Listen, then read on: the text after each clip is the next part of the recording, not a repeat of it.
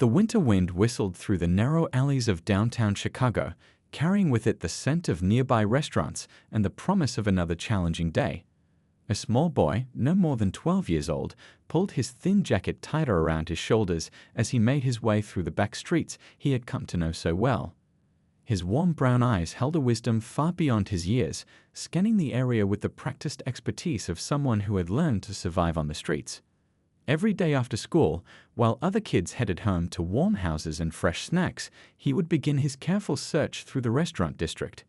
It wasn't something he was proud of, but necessity had taught him that one person's trash could be another's treasure. His grandmother waited for him at the shelter, her arthritis getting worse with each passing day, making it harder for her to find work. They had each other, and that was what mattered most. Today felt different somehow. The boy had noticed the high-end cars parked outside the new Italian restaurant, and experience had taught him that new restaurants often threw away perfectly good food in their first few weeks, still figuring out their portions. As he approached the dumpster area, he practices the same caution his grandmother had drilled into him: always check for danger, always be respectful, and never take more than you need. The metal bins behind the restaurant were surprisingly clean, their dark green paint still fresh and unmarked. As he carefully looked around, something caught his eye: a glint of brown leather wedged between two bins. At first, he thought it might be a discarded menu cover, but as he reached down to investigate, his heart skipped a beat. It was a wallet, and not just any wallet.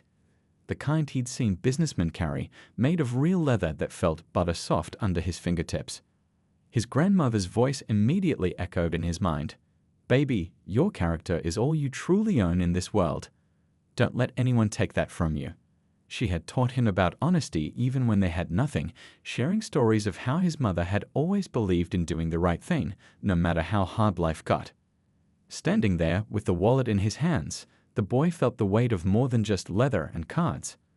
The right thing to do would be to return it, but something made him pause. Not out of temptation to keep it, his grandmother's teachings were too deeply ingrained for that, but because of an odd feeling he couldn't quite explain. The wallet seemed to hum with importance in his hands, as if it held more than just money and credit cards. The sound of a closing door nearby startled him. A restaurant worker had come out to throw away some boxes, and the boy quickly stepped back into the shadows, the wallet now safely tucked into his jacket pocket. He would examine it properly somewhere safer. Despite the cold, despite his empty stomach, despite everything that made his daily life a struggle, he felt a strange excitement building in his chest. As he walked away from the restaurant district, his footsteps echoing off the brick walls of the alley, he couldn't shake the feeling that this wasn't just another day of searching through dumpsters. The wallet felt warm against his chest, almost like it was meant to find its way to him. His grandmother always said that God works in mysterious ways, and maybe, just maybe, this was one of those moments where life was about to take an unexpected turn. The walk back to the shelter seemed longer than usual, his mind racing with questions. Who did the wallet belong to? Would they be worried about losing it? How would he even begin to return it to its rightful owner? One thing was certain: he needed to show it to his grandmother first. She always knew what to do, and her wisdom had never led him astray. The sun was beginning to set, painting the city sky in shades of orange and purple. As he approached a familiar brick building that had been their temporary home for the past few months, the boy felt a mix of emotions he couldn't quite sort out. Pride in knowing he would do the right thing, curiosity about the wallet's contents, and an inexplicable feeling that somehow this ordinary Thursday afternoon was going to be anything but ordinary.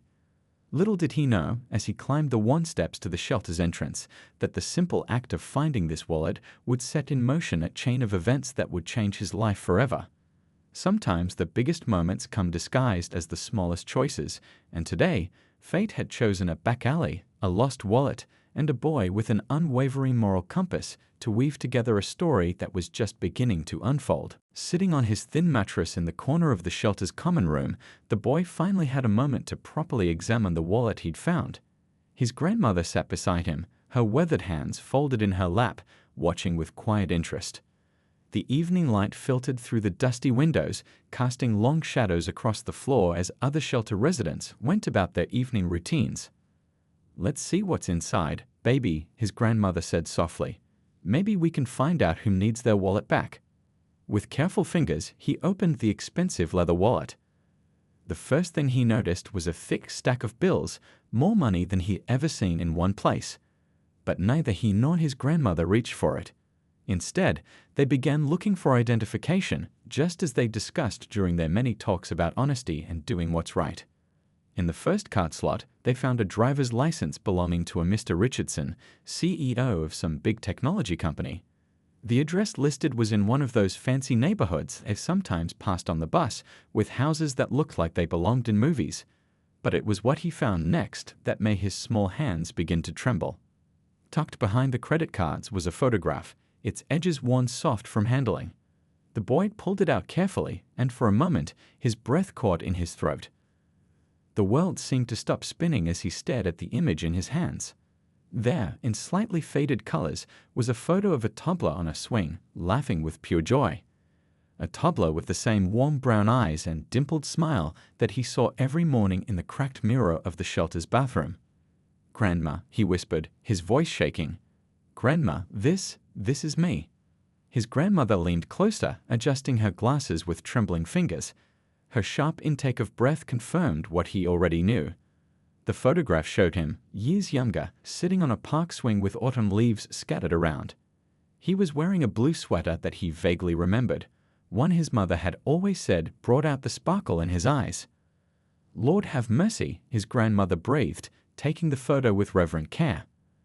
This was taken at Jefferson Park, right before she couldn't finish the sentence, but the boy knew she was thinking about the car accident that had taken his mother away 8 years ago. Questions swirled through his mind like leaves in a windstorm. Why did this rich businessman have a photo of him as a baby? Why had he kept it all these years? The wallet suddenly felt heavier in his hands, weighted with mystery and memories he couldn't quite grasp. His grandmother had gone very quiet, the kind of quiet that meant she was remembering things from long ago. He watched as she gently traced the edge of the photograph with her finger, her eyes distant. "Your mama," she finally said. "She used to work for some wealthy folks before everything changed. Cleaning their house, helping with their kids, she loved that job." The boy searched his memory, trying to recall anything about his mother's work, but those memories were like trying to catch smoke. The more he reached for them, the more they slipped away. He'd been too young when she died, left with only fragments, the scent of her perfume, the sound of her laugh, the way she'd sing him to sleep. Looking closer at the wallet, he found a business card. The raised letters caught the fading light, Richardson Technologies, and below it, Chief Executive Officer. The address was for a gleaming skyscraper downtown, the kind of building he'd always looked up at and wondered about the people inside. "Grandma," he said slowly, an idea forming in his mind. "We need to return this wallet." His grandmother nodded, but her eyes held worry. "Baby, that's all the way downtown. Those kinds of buildings, they don't usually welcome folks like us." But the boy couldn't let go of the feeling that this was important, more important than any other wallet he might have found. This wallet held not just money and cards, but a piece of his own history, a connection to his mother that he hadn't known existed. "We have to try," he insisted. "Mr. Richardson, he must have known Mama. Maybe he can tell us about her, about when she worked there. And look how he kept this picture all this time. It must mean something." As the evening shadows grew longer and the sounds of the shelter quieted around them, grandmother and grandson sat together, looking at the photograph that bridged past and present. Tomorrow would bring its own challenges, the long bus ride downtown, the possibility of being turned away, the fear of not being believed. But for now, they had this moment, this connection to a past they thought was lost forever, held safe in their hands like a precious gift. Neither of them could have known that this discovery would unlock a door to their past and future, connecting dots in a picture they hadn't even known they were part of. As his grandmother carefully tucked the wallet away for safekeeping, the boy felt something he hadn't experienced in a long time. Hope, bright and warm as sunshine, blooming in his chest. That night, sleep didn't come easily to either the boy or his grandmother. They lay on their separate cots in the shelter's family section, both lost in thoughts about the mysterious wallet and the photo it contained. The boy could hear his grandmother's gentle sighs and knew she was awake too, probably turning over old memories in her mind like worn photographs. As the first light of dawn began to creep through the windows, his grandmother finally spoke, her voice soft in the quiet morning air. "There's something I need to tell you about your mama's time working for the Richardsons," she said, sitting up on her cot. "I've kept it inside for so long, maybe too long." The boy rolled over to face her, his heart beating a little faster. His grandmother rarely talked about those days, the time before everything changed, before they lost their apartment and started moving from shelter to shelter. The pain was usually too fresh, too raw. "Your mama," she continued, smoothing her blanket with trembling hands, "she wasn't just any housekeeper at the Richardson house. She became part of their family, in a way. Mrs. Richardson was always saying how she'd never met anyone with such a kind heart." The boy sat up too, wrapping his thin blanket around his shoulders against the morning chill. Other families in the shelter were still sleeping, their quiet breaths creating a gentle backdrop to his grandmother's words. "She worked there for almost 5 years, starting when you were just a tiny baby. Mr. Richardson's wife was sick back then, going through some tough medical treatments, and they needed help with their little girl." His grandmother's voice grew warmer with the memories. "Your mama would take you to work sometimes, and you'd play with their daughter. That must be when this picture was taken."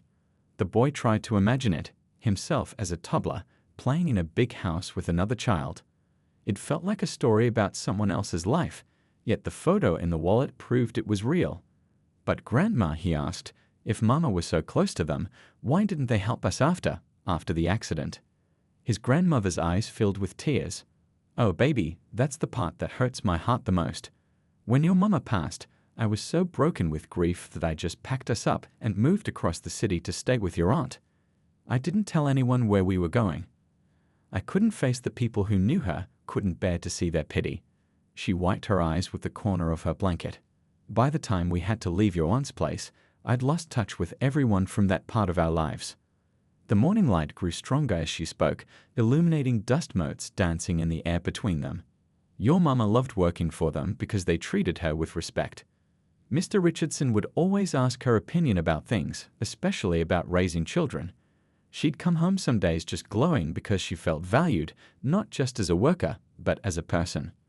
The boy pulled out the wallet from under his pillow, where he kept it safe all night. Looking at the business card again, he tried to imagine the man who had carried his photo all these years. "Do you think he kept the picture because he was looking for us?" His grandmother reached over and took his hand. "Baby, in all my years, I've learned that people who keep old photos do it because those memories matter to them. Mr. Richardson must have had his reasons for holding onto this piece of your past." As the shelter began to stir around them, other families starting their daily routines, the boy and his grandmother sat in silence for a moment, both lost in thoughts of what might have been. The weight of missed connections and lost opportunities hung in the air between them. "Your mama always said that everything happens for a reason," his grandmother finally spoke, her voice stronger now. "Maybe finding this wallet isn't just about returning it. Maybe it's about reconnecting with a part of our lives we thought was lost forever." The boy nodded, feeling a mix of excitement and nervousness about what lay ahead.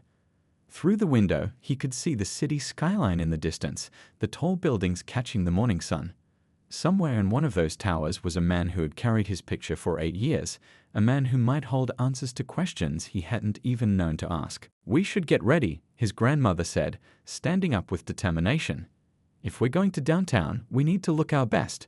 Your mama would want that." She pulled out their one good set of clothes, the ones they saved for job interviews and church services. As they prepared for the day ahead, the boy couldn't help but feel that something bigger than them was at work.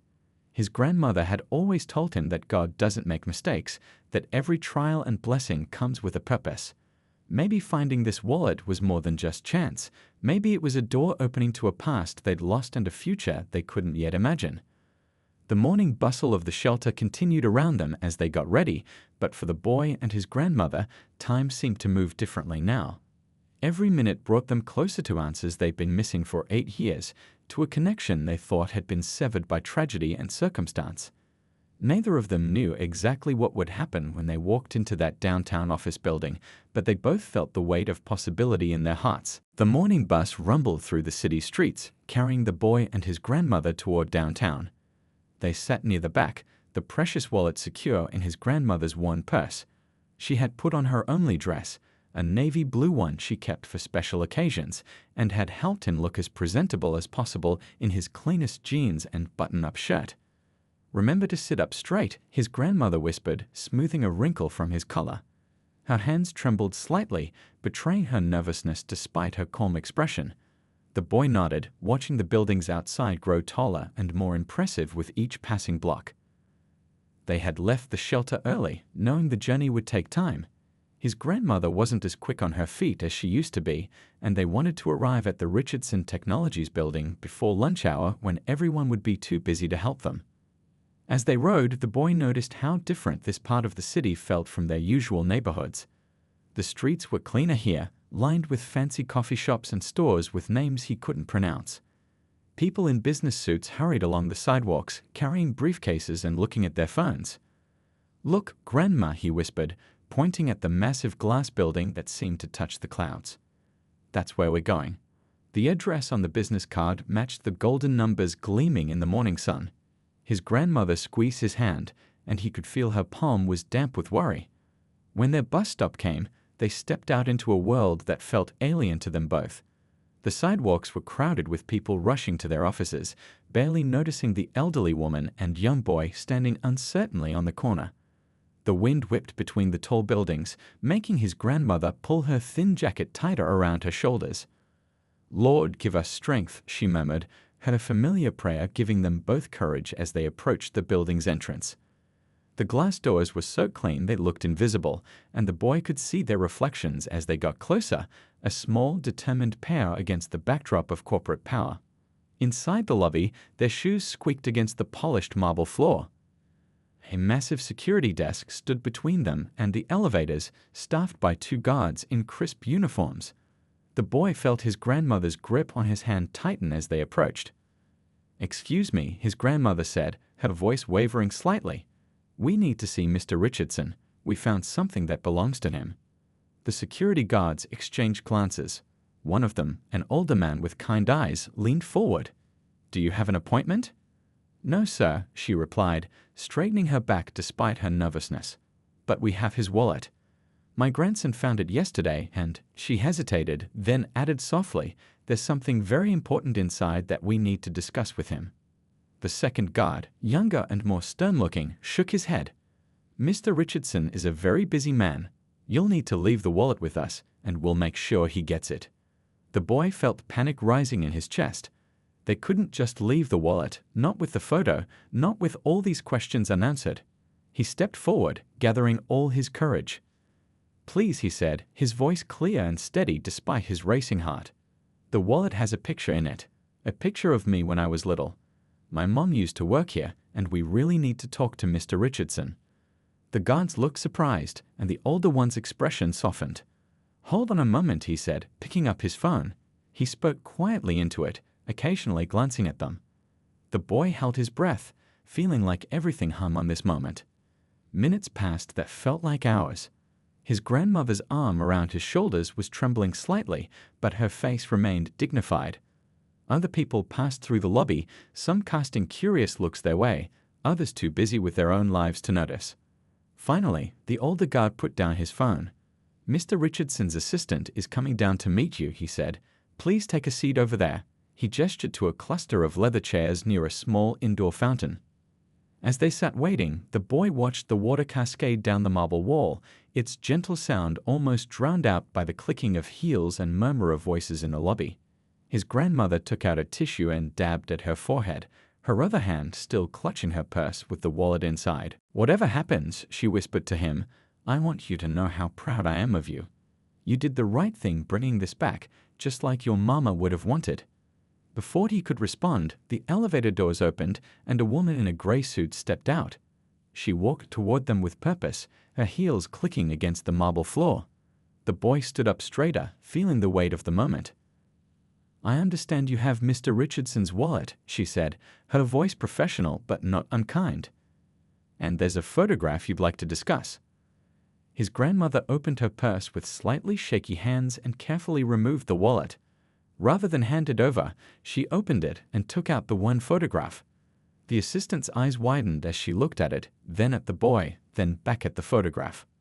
Without another word, she pulled out her phone and made a quick call. "Sir," she said into it, "I think you're going to want to come down here yourself." There was a pause, and she looked at the boy again. "Yes, sir. Yes, I'm sure." The boy felt his heart pounding as the assistant put her phone away and turned back to them with a completely different expression, one of wonder and recognition. "Please," she said softly, "Mr. Richardson will be down in a moment. He's been hoping to meet you for a very long time." The lobby seemed to grow quieter as they waited, though people continued to stream through the revolving doors. The boy noticed his reflection in the polished marble walls, a small figure sitting straight-backed on the leather chair, trying to look brave while his heart hammered in his chest. When the elevator doors opened again, the man who stepped out wasn't what the boy had expected. Mr. Richardson wasn't the stern businessman he'd imagined, but rather a tall man in his 50s with gentle eyes and slightly messy gray hair, as if he'd run his hands through it too many times that morning. He walked quickly toward them, and the boy could see his hands trembling slightly at his sides. The moment Mr. Richardson saw them, he stopped abruptly, like someone had pressed pause on a video. His eyes moved from the boy to his grandmother, and then back again. The assistant quietly handed him the photograph, and the boy watched as the powerful CEO's eyes filled with tears. "I've been looking for you both for so long," Mr. Richardson said, his voice rough with emotion. "Ever since that terrible day. We tried everything to find you, but it was like you disappeared into thin air." His grandmother stood up slowly, her dignity evident despite her worn clothes. "We moved away after we lost her. I wasn't thinking straight back then. Grief does things to a person's mind." Mr. Richardson nodded, understanding in his eyes. He knelt down to the boy's level, holding the photograph carefully, as if it might crumble in his hands. "Do you know why I kept this picture in my wallet all these years?" he asked gently. The boy shook his head, unable to find his voice. "Your mother," Mr. Richardson continued, his voice thick with emotion, "was more than just an employee to us. She saved my daughter's life." He paused, taking a deep breath. "It was a hot summer day. My wife was still sick then, and I was at work. Your mother was watching both you and my daughter by the pool." The boy leaned forward slightly, hungry for every detail about his mother. Mr. Richardson continued, "My daughter, she was just learning to swim. She got too confident, went into the deep end when your mother wasn't looking. But then your mother heard the splash. She didn't hesitate. She jumped right in, clothes and all, and pulled my daughter out." The assistant had stepped back respectfully, but other people in the lobby had slowed their pace, drawn in by the scene unfolding before them. "After that day," Mr. Richardson said, "your mother became family to us. She would bring you to work sometimes, and you and my daughter would play together for hours. This photo," he held up the worn image, "was taken the day after the pool incident. You were both on the swings, and you were making my daughter laugh after her scary experience. Your mother took this picture, and when she gave me a copy, she said, 'Sometimes angels come disguised as regular people.'" The boy felt tears rolling down his cheeks now, but he didn't wipe them away. His grandmother's hand was warm on his shoulder as Mr. Richardson continued. "When we heard about the accident," his voice caught for a moment, "we were devastated. We went to the funeral, but afterward, we couldn't find you. Your old apartment was empty, phone disconnected. I kept this photo in my wallet, hoping that somehow, someday, I'd find you both again." He reached into his jacket and pulled out his phone, quickly scrolling through something. "Look," he said, turning the screen toward them. It showed a teenage girl, smiling brightly at the camera. "This is my daughter now. She's alive and happy because of your mother. She's about to graduate high school, and every single day. I think about how none of this would have been possible without your mother's courage." The boy's grandmother let out a soft sob, and Mr. Richardson immediately pulled up another chair for her. "I've been carrying so much guilt," she admitted. "Running away after we lost her, not letting anyone help us." "You were protecting your grandson," Mr. Richardson said gently. "There's no shame in that. But now maybe we can help each other heal from all these years of separation." He turned back to the boy, his eyes serious but kind. "Your mother left something with us, actually. A letter in case anything ever happened to her. She was always so practical, so caring. She wanted to make sure you would be taken care of. I've kept it safe all these years, waiting for the right moment, waiting to find you." The lobby had grown quiet now, The morning rush forgotten as this scene played out. Even the security guards were watching with misty eyes. The boy looked at his grandmother, seeing hope battle with pride on her face. "I know this is a lot to take in," Mr. Richardson said softly. "But finding this wallet, finding you, it feels like your mother is still watching over us all, bringing her family back together again." The boy looked at the photograph in Mr. Richardson's hands. His younger self, captured in a moment of pure joy, unknowingly playing with the girl whose life his mother would save. It felt like a message from the past, a bridge between who he was then and who he was now. "Would you both join me upstairs?" Mr. Richardson asked, standing up. "There's so much more to share, so many years to catch up on. And that letter. I think it's finally time for you to read your mother's words." As they stood to follow him to the elevator, the boy felt something shift inside his chest, like a weight he hadn't known he was carrying had finally begun to lift. His mother's love, it seemed, had been watching over him all along, waiting for the right moment to guide him back to where he belonged. The elevator ride to the top floor was silent, filled with unspoken emotions. The boy watched the numbers climb higher and higher, his reflection in the mirrored walls showing someone who looked both familiar and different, as if finding that wallet had already begun to change him somehow. Mr. Richardson's office took up most of the top floor, with windows that seemed to touch the sky. But instead of going to his desk, he led them to a comfortable sitting area where soft leather couches faced the city view. His assistant quietly brought in water and coffee, then slipped away, closing the door behind her. "Before I show you the letter," Mr. Richardson said, settling into a chair across from them, "there's something else you need to know." He opened a drawer in a nearby cabinet and pulled out a thick manila envelope, aged with time. "Your mother was an extraordinary woman, not just because she saved my daughter, but because she thought of everything." The boy sat close to his grandmother on the couch, feeling her trembling slightly beside him. Mr. Richardson carefully opened the envelope and removed several documents. "About a month after she saved my daughter, your mother came to my office. She was worried about you," he looked at the boy, "and what would happen if anything ever happened to her. She was a single mom, working hard, trying to give you the best life possible. But she wanted to make sure you'd be protected, no matter what." He spread the papers on the coffee table between them. "She asked me to help her set up a trust fund for your education. Every month, she put aside a portion of her salary, and our family matched it. She said it was her way of making sure you'd have choices in life, opportunities she never had." The boy's grandmother gasped softly, her hand covering her mouth. Mr. Richardson continued, "The fund has been growing all these years, waiting for you. With interest, it's enough to cover your entire education, college, even graduate school if you want. Your mother made me promise to be the trustee, to make sure it would be used the way she intended." Tears rolled down the boy's cheeks as he stared at the documents. All these years of struggling, of watching his grandmother work herself to exhaustion, and his mother had tried to provide for him even after she was gone. "But that's not all," Mr. Richardson said softly, reaching back into the envelope. He pulled out a sealed letter, the paper yellowed with age, but the handwriting on the front still clear and beautiful. "This is what she wrote to you, just in case she couldn't be here to tell you herself." With shaking hands, he passed the letter to the boy. For a long moment, nobody moved. The boy stared at his name written in his mother's handwriting he'd almost forgotten. His grandmother's arm around his shoulders gave him strength as he carefully broke the seal. "My dearest baby boy," he read aloud, his voice barely a whisper. "If you're reading this, it means I'm not there to tell you these things myself, and for that, I'm so sorry.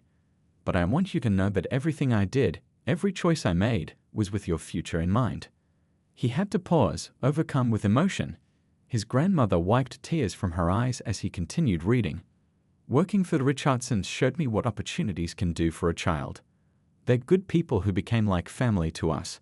That day by the pool, when their little girl needed help, I didn't think, I just acted.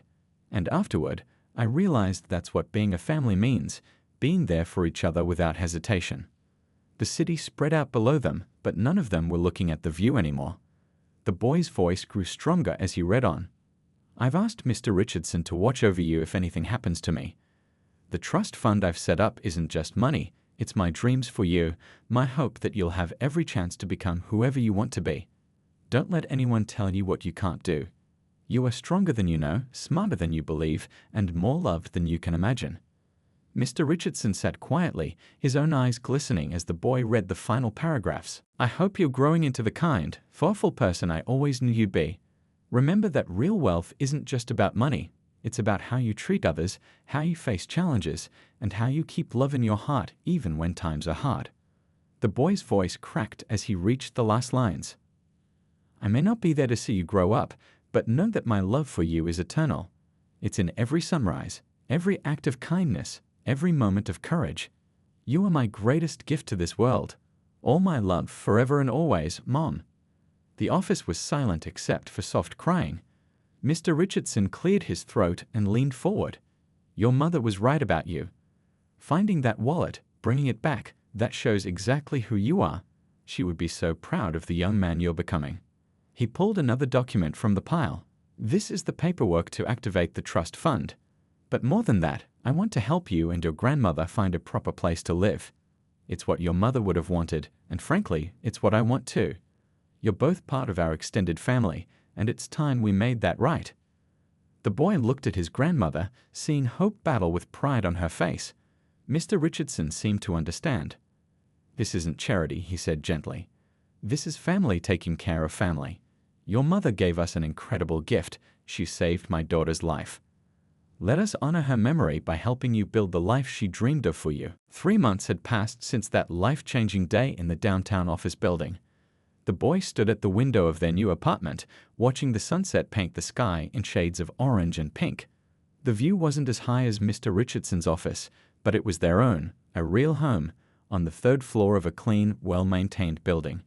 Behind him, his grandmother hummed softly as she prepared dinner in their kitchen, a real kitchen with working appliances and enough counter space to actually cook proper meals. The smell of her famous chicken stew filled the apartment, bringing back memories of happier times before they'd lost everything. "Dinner's almost ready," she called out, sounding younger somehow, more energetic. Her new job as manager of the Richardson household staff had given her a sense of purpose she hadn't had in years. She worked fewer hours than she had at her previous jobs, but she earned more and, most importantly, she felt respected and valued. The boy turned from the window and looked around their living room. The walls were painted a warm yellow color that his grandmother had chosen, saying it reminded her of sunshine and new beginnings. On one wall hung a collection of framed photographs, some old, some new. The center photo was the one from the wallet, now properly preserved behind glass, surrounded by new pictures of their expanding family. There was a photo from last month's dinner at the Richardsons' house, where he'd finally met their daughter, the girl his mother had saved. She was heading to college now, but had already become like a big sister to him, helping him catch up with his studies and showing him how to use the computer Mr. Richardson had given him for schoolwork. His backpack sat by the door, no longer containing scavenged items but actual school supplies. His grades had improved dramatically since enrolling in his new school, where smaller class sizes and supportive teachers helped him make up for lost time. The trust fund his mother had set up meant he could focus on learning without worrying about their next meal or where they would sleep. The doorbell rang and his grandmother called out, "Can you get that baby? That'll be Mrs. Richardson with those books she promised you." Opening the door, he found not just Mrs. Richardson, but also her daughter and Mr. Richardson, all carrying bags of books and what looked like a cake box. "We thought we'd join you for dinner," Mrs. Richardson said warmly. "If that's okay." His grandmother appeared behind him, wiping her hands on her apron. "Lord, you know there's always enough food in my pot for everyone," she said, beaming. Come in, come in." As they settled around the dining table, a beautiful wooden piece that had been a housewarming gift from the Richardsons, the boy watched the easy interaction between everyone.